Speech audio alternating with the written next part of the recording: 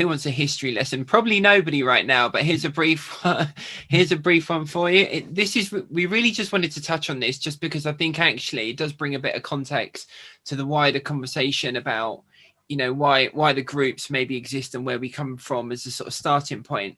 And if you think about the point that sort of Chris has mentioned as well, you know, it looks like we both started going to watch our respective clubs in 1980. So at the same time, 8 years later, 1988, you know, Section 28 was brought in. So I was 18, give my age away at that time. And what that meant is that, you know, education in schools forbid the teaching of LGBTQ plus lifestyles and supporting students in school to even have access to the idea that was okay. In fact, it was essentially, it was illegal to teach it. Now that is not that long ago. That's really not that long ago that happened. That's happened in living memory, and stuff that happens to anybody in living memory, whether it's failing your cycling proficiency or whatever it is, or passing your A levels. You remember the moments in your life. You remember these things. They stay with you.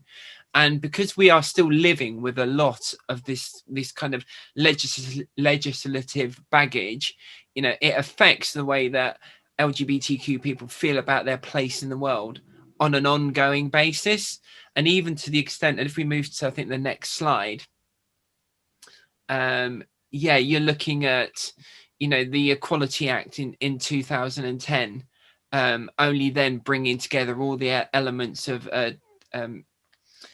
discrimination to include gender reassignment as a protected characteristic.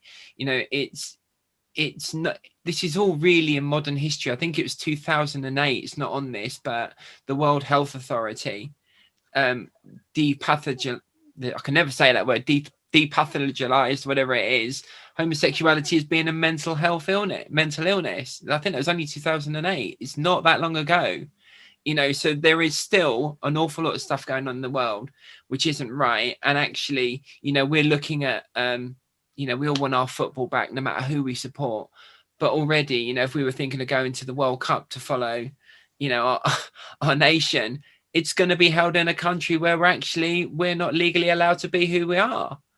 So there are so many things that are still not right. And actually, you know, football fans, as I say, go right back to 1980 when Chris and I were going to matches. There'll be people going much longer than us, you know, that are LGBT, would identify themselves as LGBTQ. They had no stake in the game. They had no identity within it, and they weren't considered. And actually, what we're trying to do is just make people understand that, you know, we've always been part of the fabric of the game. And actually, you know, we want to continue that, but we want to just have more equality within it. That's all. Not more than anybody else, just the same.